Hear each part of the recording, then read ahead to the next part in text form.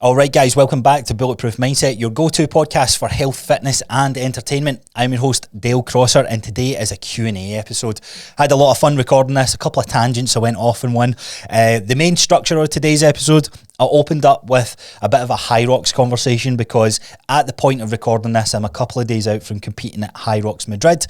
When you're listening to this episode, it would have already been passed. I've made some pretty wild predictions and expectations that I've set for myself and Gillian, so you can hear that for the first 10 minutes. I then go into the Q&A part. The questions asked today were, how much does shift working, including night shift, affect weight loss and weight gain?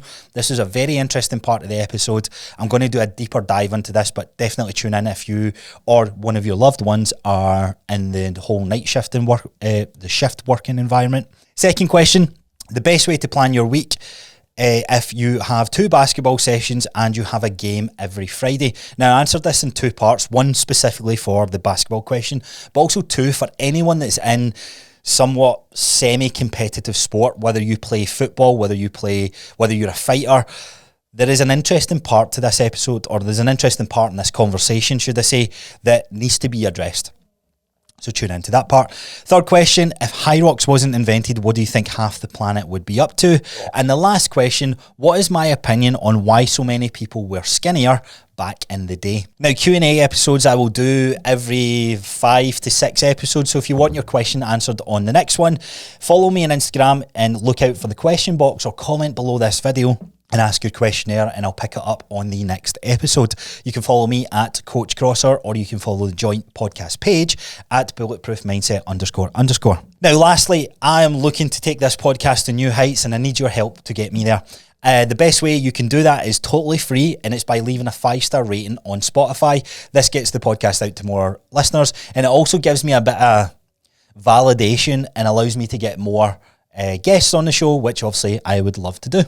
So if you can help out, that would mean the world to me. If you're watching on YouTube, leave a comment below, like the video, do all that sort of stuff. It helps my ego and it also just makes me feel validated. So without further ado, let's get into today's episode. Welcome back to another episode. So let's get into it today. Today's going to be a Q&A episode. Now, I'm recording super early because I have Hyrox coming up. So this is my pre-Hyrox predictions again. At the point of releasing this episode, we would have completed our second run through of going over to Madrid. So me and Jill are ready to tackle the mixed doubles predictions. Last time I said I wanted to get sub 1 hour 10. I absolutely believe last time we had the capability to do it, but we got a bit lost and just flustered with some of the stations. The biggest mistakes I made was the slide pulls. We ended up running out and then running back in, trying to do a 5th length. And what was the other one? I think wall balls for Jill. And then for me was the rower. I felt really deconditioned when it came to the rower. Running was tough, but I never actually found it that bad, considering I only gave me and Jill only prepped maybe about 8 weeks beforehand. I think it was 10 weeks all in, but running, a kind of minimum twice per week. On our good weeks, we ran 3 times per week, but we didn't really commit a whole lot to our training. And then, had some good fun. We had a buzz after it. We really enjoyed ourselves in terms of like a nice bonding experience, if I'm being honest. I think this was something that, I've always been competitive growing up. I've always done these sort of sporting activities and got that sort of done. And I think this might actually be one of the first times that Gillian's maybe experienced that out with maybe the things that she'd done at school when she was younger. So this is quite cool to do with, obviously, my wife and experience that. So since then, there was never really... I think we always had plans to do it again, but the plans would be that we would do it at at Glasgow. Now, tickets haven't been announced for that, but there's a big Scottish following going back to Madrid, and we thought, fuck it, let's go. So we are going out there. At the point of recording this, I'm flying out there tomorrow. The day after tomorrow. So it's Tuesday just now.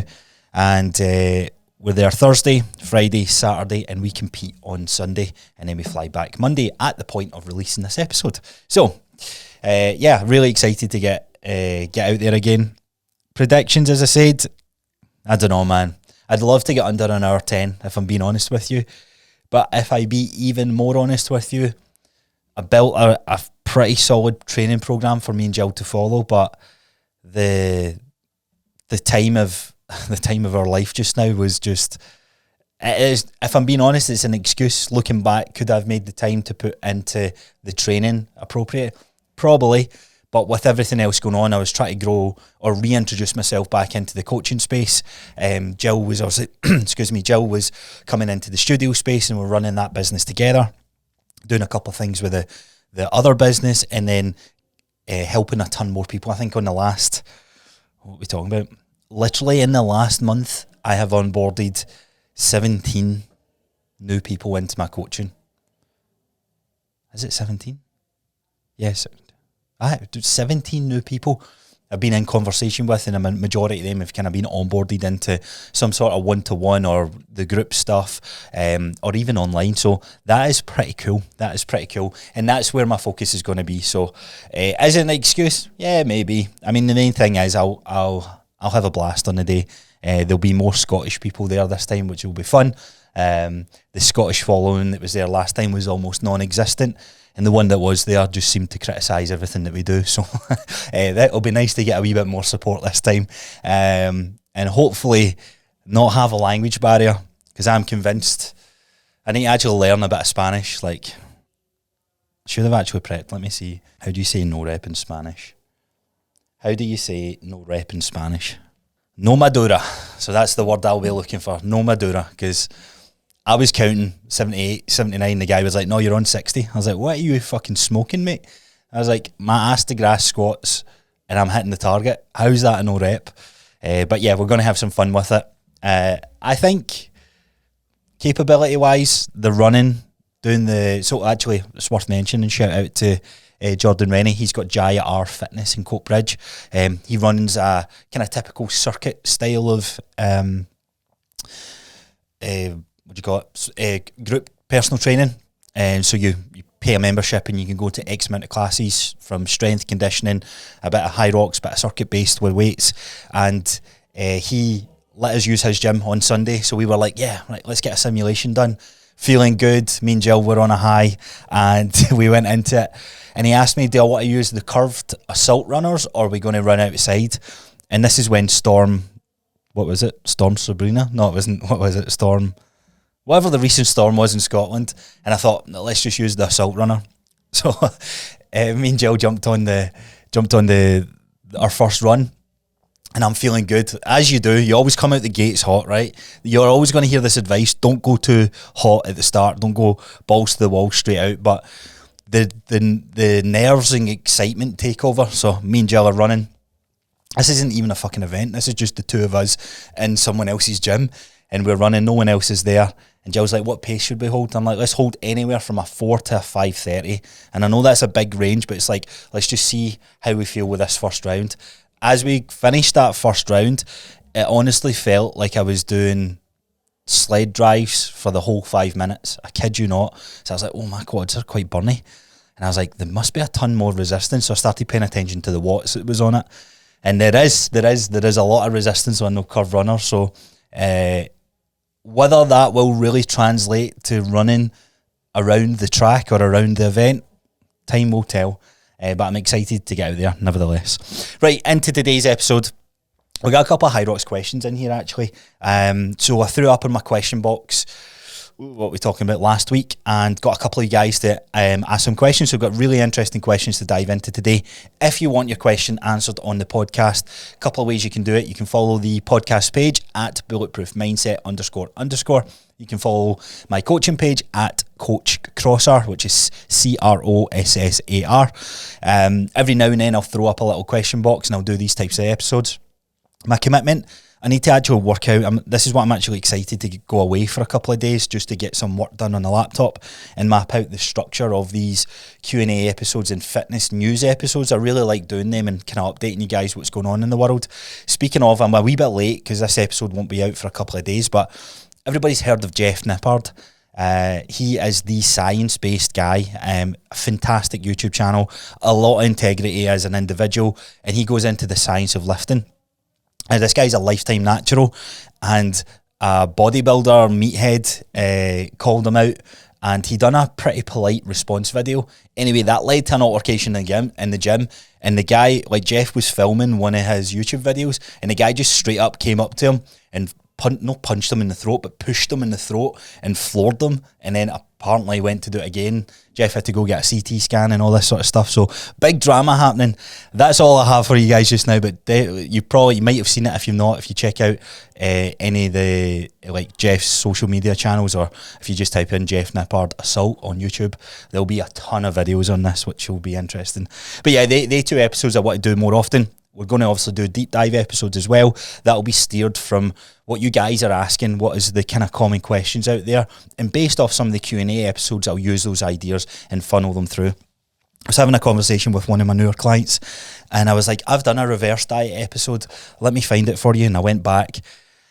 He was asking a question around dieting and all that sort of stuff. And that's a good thing about these deep dive episodes. It can be a point of reference that I can point to with clients, and they can send them to them.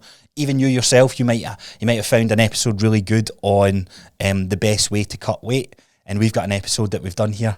So I said to my client who was asking questions around reverse dieting, I was like, I've got an episode on that. I've done it a couple of months ago, 18 months ago. Episode, 72 or something like that, was the last time I recorded about reverse dieting, and that was with James, of course. So I have a lot of work to do. I need to kind of not redo those episodes, because I'm always going to keep them up, but do them more structured from what we've done in the past. So look fun to recording that. Anyway, let's get into it. So Q&A episode. Let's kick off with the first one, which is an interesting one. Someone asked here, how much does working shifts, including night shift, affect weight loss, weight gain? So this is a very good question, mainly because a large chunk of the population who seek advice when it comes to their health and fitness generally comes from those who work shifts or shift patterns. Now, I've worked shifts in the past as well, and this was my first time seeing in an office environment. And I'm not throwing shade out there, but in the office world, we are sat down behind computers most of the day. There's cakes, there's tea, there's biscuits. There's a lot of like, it's like partying without the alcohol. It just seems to be part of the office culture. In that setting, you would see those who worked out and those who don't, and you see those who have health complications and those who had a wee bit more body fat than others. You would see a wide range of people. When I went to the night shifting world, I seen a lot more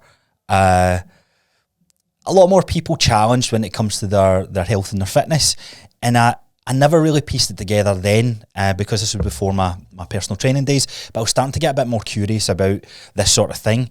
And I remember listening to a podcast, ironically, and they were highlighting the downfalls of shift working. And here's me in the shift working world. I'm like, oh shit.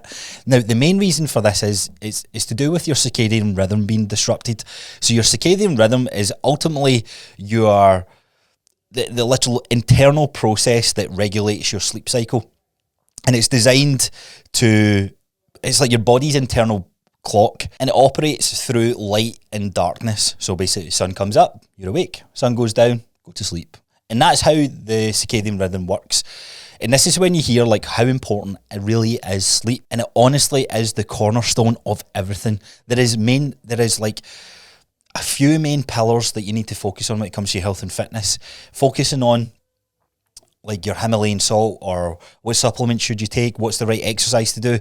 They're all kind of lower down the priority list. And the top is your nutrition, your water intake, your sleep, and your resistance training and your endurance. They're like the main pillars to focus on. Sleep is such a pivotal one.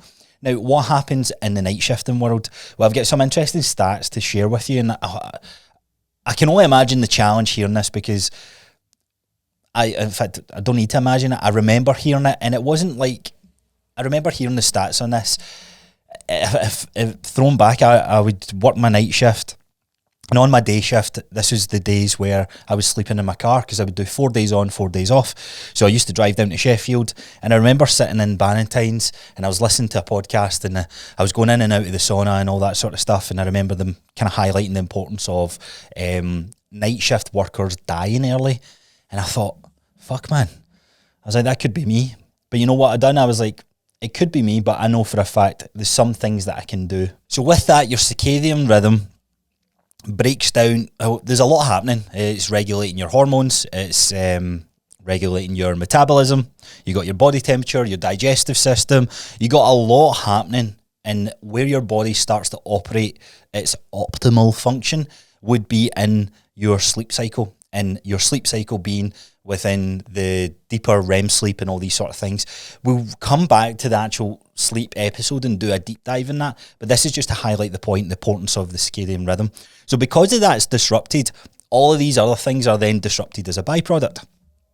And I've got some really interesting stats. I remember when I was working night shift, hearing that night shift workers die earlier than average day workers because we work through the night. And I remember hearing that and going, well, how's that? And when I kind of think back to it, it never really hit as hard, but it planted that seed in my mind. I don't know if this is why I wanted to get out the job. One of the reasons I liked working night shift, to be brutally honest with you, was the pay. Like, the money got me from, it was like a 27, I was on 29,000 from a salary point of view, and through one move, going from managing an operation, managing a team, to not really doing much, I jumped up to like 43. So it was like 35 was the max they could put me up to, and then I had a £7,000 night shift, bonus. And that was enough for me to go, fuck this, yeah. I'll take 10 years off my life, no problem. But casting a wider perspective in this, and hopefully this is the best way I can answer this question. So some interesting stats in this. So 20% of the population do have working shift cycles. Night shifts is obviously the main cause here, is disrupting your circadian rhythm, that then impacts your sleep cycle, your metabolism, and your overall health. But here's where it gets interesting, right? So higher obesity risk. Why is it that night shift workers are 23% more likely to be obese compared to day workers? Well, we got to break down that process, right? What's happening on the night shift workers? When you're more fatigued and tired, you're more likely to snack. You're more likely to overeat. And in fact, there's an interesting stat here. Late night eating, night shift workers tend to eat 500 more calories on average per day than day shift workers. And I've trained a bunch of shift workers as well. Some do it really, really well, not eating more food, but doing a great job of balancing this stress of having the night shift component come on play, but also being able to still live a moderately healthier lifestyle than most. The eating side of things really comes down to the irregular pattern of, I wake up in the morning, I have my breakfast, I have your lunch, you have your dinner, right? Most people's structures. When it comes to the night shift world, you're like, what the fuck do I do? Like, you're like, do I eat my dinner? Do I have my breakfast? And a lot of them are really lost. In fact, we've never done an episode in here specifically for shift workers, and I promise you that'll be one of the next deep dives that I do. I'll do that over the next couple of weeks to kind of dive deeper into this subject. So to answer the question, how much does it affect your weight loss and weight gain? It's honestly one of the main drivers for most people. Because let's break down the process. What is the reason that people struggle with weight loss and weight gain? It always comes down to, are they consistently working out? Can they consistently work out? Can they consistently move their body on a daily basis? And is their nutrition stabilised? And all four of them are thrown out the window because there's so much irregularity when it comes to their week-to-week schedules. Now, what do you do in that? So a bit of advice I can sort of say just now. What I've done in the past is, if you're a 4-day on, 4-day off, you don't work your Monday to Sunday schedule. So most people's schedules is, okay, we got 7 days this week. When are we getting to the gym? We're getting to the gym 3 times in this 7-day period. We look at a 4 and 4, right? So I normally say the 4 days on your shift pattern, those 4 days look different to your 4 days off, of course. So the 4 days on, there's a couple of things that you can challenge, like, right, let's make sure we're getting hydrated, right? Can we get our water in? Can we get our electrolytes in? Yep, cool. On the first day of the night shift, that's when you're the most freshest. Is it best planning a workout on that day? Yes, for some people, no for others. Can we have some meals prep, just like you would when you go to work? Do you have access to a microwave? Do you not? What's the type of foods that we can have? All these sort of things come into play. And that makes that whole process easier. And it's the same if you're not working night shifts. Like, the process is the same. Like, you go through the same things. You're definitely more challenged when you work the shift pattern. Now, imagine working shifts and then on top of that, you've got a family that you're trying to raise. That's where it becomes extremely difficult. And you need to recognise that this is a stress on the body. And with that stress, it's not about going... Usually shift workers are caught into the trap of, right, let's get you down to this advanced CrossFit class or this high-intensity circuits class, and I would arguably say that's one of the worst things you can do because you're already at a heightened state of stress. So breaking this process down with some of the kind of main stats around this, so 40% higher to have heart disease or prone to hypertension. Diabetes can increase from anywhere from 10 to 30% of everyone who works in shifts. So there's interesting data on the cancer risks here, where the World Health Organization is classified it as a probable carcinogen, which in other words just means that it's probably likely linked to the night shift working. And the whole kind of cancer argument here really comes down to the impact on the other things. So your hormonal imbalance, your metabolic resistance when it comes to your insulin resistance and all that sort of stuff. Sleep disorders, again, they go up by 25% for night shift workers. Chronic insomnia, or struggle to get back into that routine because you're interrupting that pattern every 4 days. Now, the deeper and deeper you get into this, if I'm being honest with you guys, you come to the realisation that it's like, yes, it might be more money beneficial, but for a long-term health and like just a long-term health impact, it's probably a good idea to move away from it, if I'm being brutally honest. But that's my opinion. You have to kind of make your own decision up and make a plan for how you'd be able to rotate out that. Does it mean you can just accept being one of these statistics? Absolutely not, because out of those people, there is still incredibly fit people. And I've worked with a lot of really incredible clients who make it work and make it work for their lifestyle in the part of where they're at in life. So yeah, it's one of those things that as part of society, we're just growing more and more numb to. I think you hear the salary increase, you hear the it's no danger pay, but it's like night shift working pay, and you're like, man, to get an extra £7,000 on top of my salary, for me in my old job, that would have been a year of hard work, and then I'm lucky if I get anywhere from 5 to 10% increase. So straight away I'm jumping the gun by 3-4 years just by that one transition to night shift.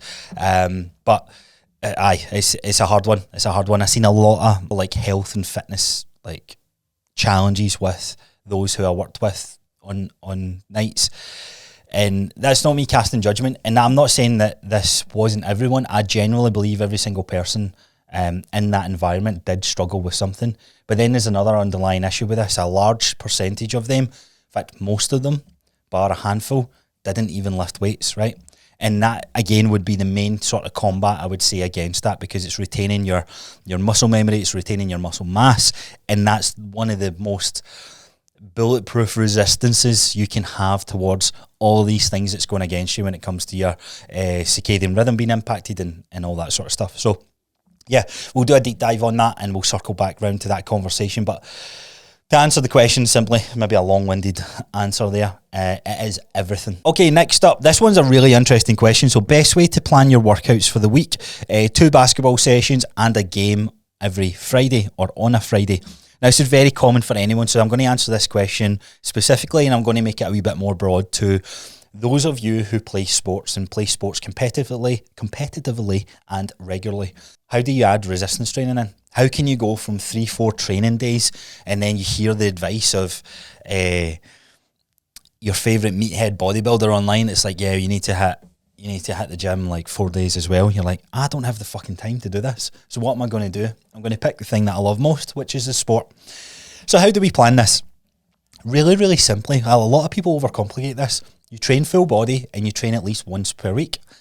Now, in the world of sport, you have seasons. You have in-season, you have your post-season, you have your off-season, and you have your pre-season. So you have 4 seasons that you train. And if you don't train in those 4 seasons, you genuinely should be having 4 seasons. Now, in the world of Scottish football, I see, even in the world of Scottish sports, most people apply a bit more dedication to pre-season in season, and then that's it. Most people's off season is a bender or booking a holiday or just going off the rails for a couple of months and then making it harder for themselves coming back in. In those seasons, your workouts will change, right? So in this example, if you are already training 2 times per week and you have a game on Fridays, your goal in season, from the sounds of it, if you're playing games, is to avoid injury, right? Now, I would say when you're in season, you cannot grow muscle within reason, right? You obviously can, but I would say it's harder and best to avoid trying to grow muscle. It's better to avoid trying to cut weight. It's better to just see this as an opportunity of staying resilient, staying strong, and keeping your body resilient towards the sporting activity that you're doing. I think we forget that sport puts our body in a very compromised position where we're constantly moving in a different dynamic, where we're being explosive with our lunges, our jumps, our reaction, our agility. All of that is put under stress, all of that is put under challenge, whether it's in the training environment or whether it's in a competitive game. So if you're in season, work out 1 day per week. In fact, what I'll do is I'll start getting to work on a guide. Let me see if I'm recording this. I'll have a link below, and I'll have a little guide on, if you're in season, which workout program you can follow. If you're off season, which workout program to follow. Pre-season, and then, post-season, off-season. Let me start this again. Jeez, So let's start that. What I'll do is I'll work on a guide where you can see the sort of frequencies that I would suggest if you're working on, depending on where you're at from your sporting activity. And this goes for fighters as well. Obviously next door to the Rivals guy, good friends with Scott and Sam who own it, and obviously Kyle next door. You guys are the worst at this, right? And Scott, don't get me wrong, Scott himself as an athlete, as a competitor, very dialed all year round. But talking to a few of the boys, and they come in, they're like, right, what's the best way to cut weight? I'm like, the best way to cut weight was in your off season. Like, you should be prepared off season.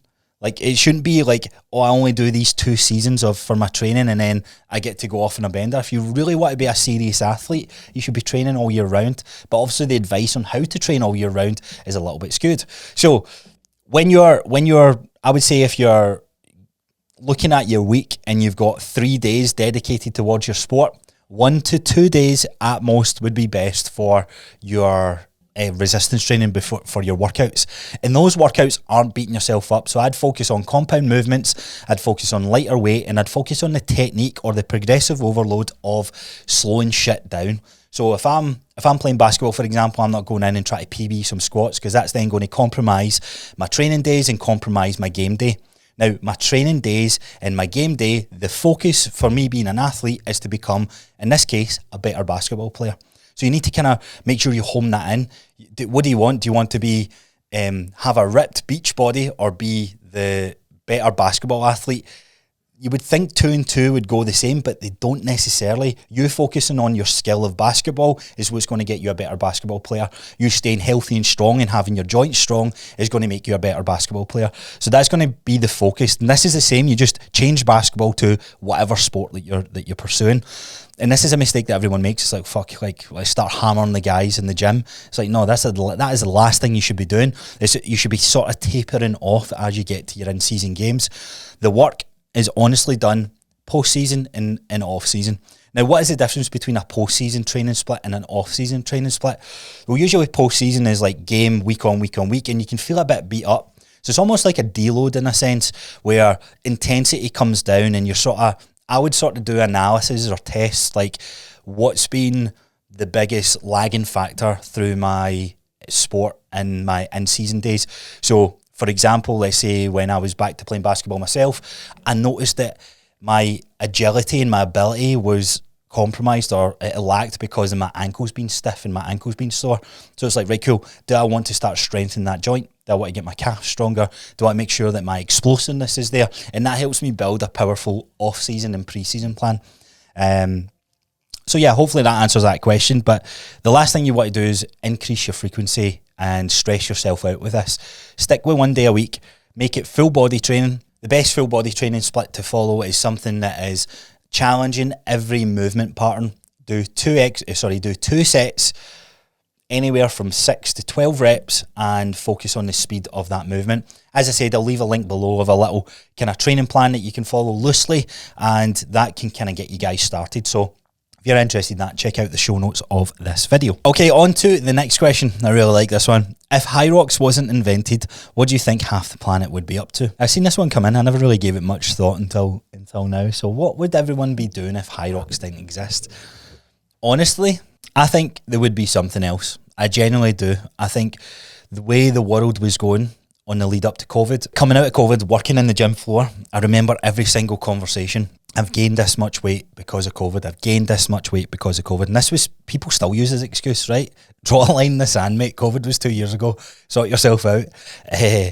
But I think there was a market for something that people could get together, challenge yourself fitness-wise, and have a bit of fun. I think, if I'm being honest, like, that's really what the big gap in the market. So if it wasn't Hyrox, I believe something would have existed. Would it have been Tough Mudders? Would it have been Spartan races? Would it have been CrossFit events? Who knows? Honestly, who knows? It generally, I think the population of people would have just been filtered into some other pattern.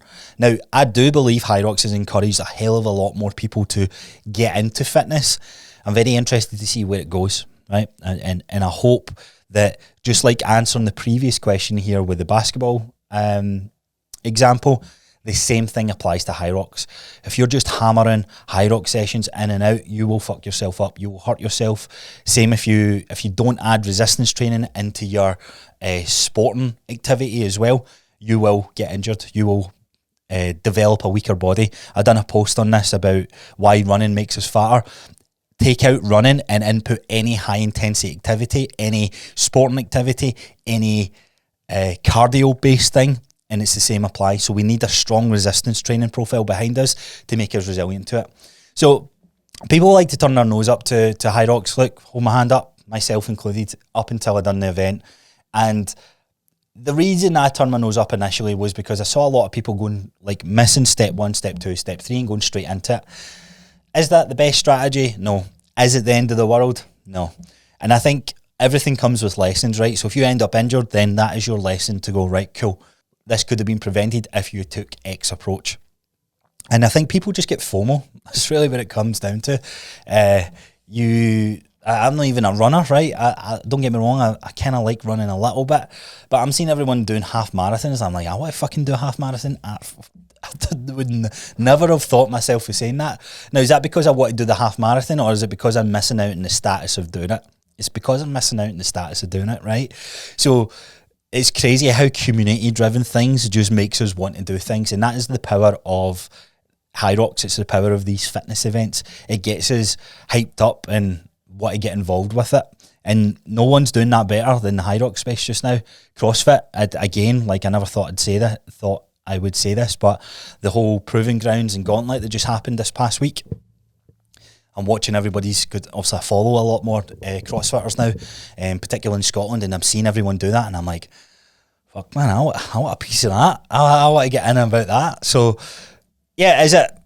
What would people be doing? I don't think as much people would be into fitness. I think those who were would have just pivoted into something else, whether it was CrossFit or most likely it's going to be running. The run clubs are a hype thing because of the exact same reason. But Hyrox is going to continue to take the throne. Interesting, who has the title of the most popular sport? Is it Hyrox? Is it CrossFit? Time will tell after this year, because Hyrox has entered into that American market, and we all know that market, just because there's so much more people per capita, it just drives it forward even more so. So time will tell with that. Okay, next question, last question here. What is my opinion on why so many people were slimmer back in the day? On a side note with this, right, I can't believe people are going, follow this 1970s diet, follow this 1960s diet. How far back are we going to go, guys? Follow this 1945 diet where we only ate rations.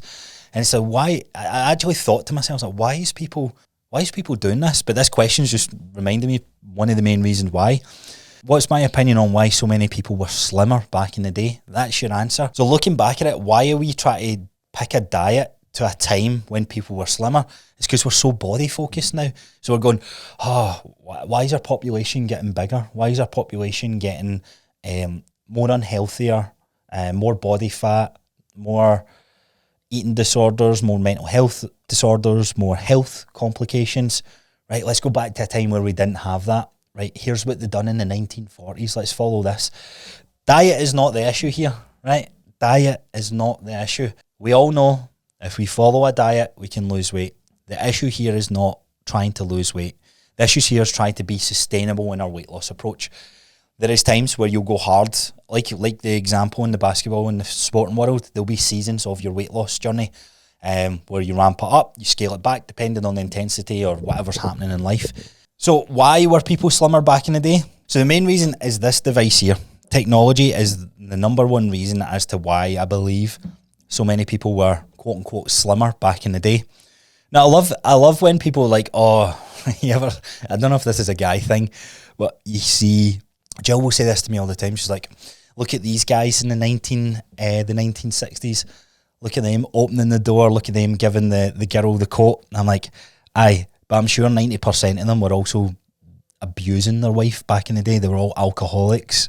Not all of them, of course, but they weren't exactly the ideal husband just because you see a movie that is highlighting this sort of stuff. But definitely think we have it easier. We have a different problem in today's world than we did in the 1970s, the 1960s or whatever, right?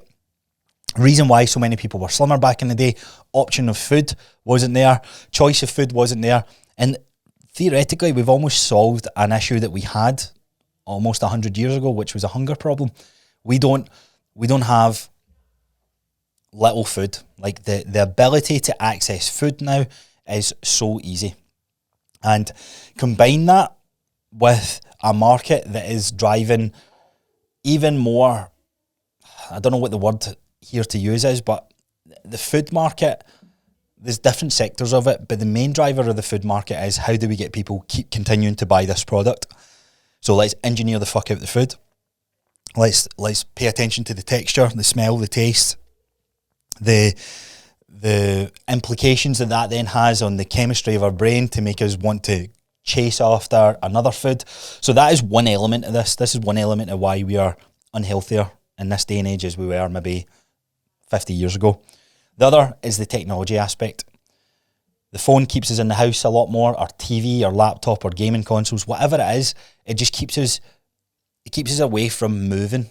And with a combination of not moving and then eating these other foods that's maybe not necessarily the best option for us all the time, that combination leads to less muscle, it leads to less drive to want to do anything, less energy, and ultimately less healthier, poorer quality of life. And that's what it comes down to. So I don't think it's opinion on why so many people were slimmer back in the day. I don't necessarily think they were incredibly healthier. I think I would imagine if we had to ask our grandparents, right, and they had to grow up in our era with the information and knowledge that they had grown up in their era, they would be gobsmacked at what we do for fun and all that sort of stuff now. They would be like, what do you mean you're signing up to a Hyrox race to put yourself under pressure? Why don't you just go out to work? Why don't you just do whatever it is? Because even the jobs that technology's created keeps us sedated, keeps us in this prawn position behind a laptop. And don't get me wrong, is it an easier life? Arguably, yes. But that is the reason why our health is under attack. That is the reason why we are under-muscled. And with that under-muscle, that is the main driver of why so many people feel shit in themselves. Because they lack strength, their joints are hurting, and they're just in this world of life's so crap. So what am I going to do? I'm going to reach for things that give me joy. Food, entertainment, technology. That's what it comes down to. So that wraps up the Q&A episode. Hopefully, I think there was a good bit of rambling in there today. It is first thing in the morning. I am doing 3 episodes back to back. And yeah, we'll get on to the next episodes and record. But I hope you enjoyed today's episode. I want to say a big thank you to everyone who does tune in and makes it this far into the podcast. It means the world to me. I love doing this. and I'm really kind of mapping out the next 6 months to a year of where I want to take the podcast, and I want to get big with it. I really do. Now, I'm on the road to 300 ratings, so my only ask, if you can help me get there, that would again mean the world to me. If you've already rated, look, I love you. Thank you so much for your support. And let me know if you've got a question you want to get answered on the next episode. At the start of the episode, I said follow me on Instagram at Coach Crossar, at Bulletproof Mindset __. But if you're watching on Spotify or YouTube, you can comment below this video and you can ask a question there. So fire away. I'll answer them on the next Q&A episode. Have a wonderful day, and I'll see you guys on the next one.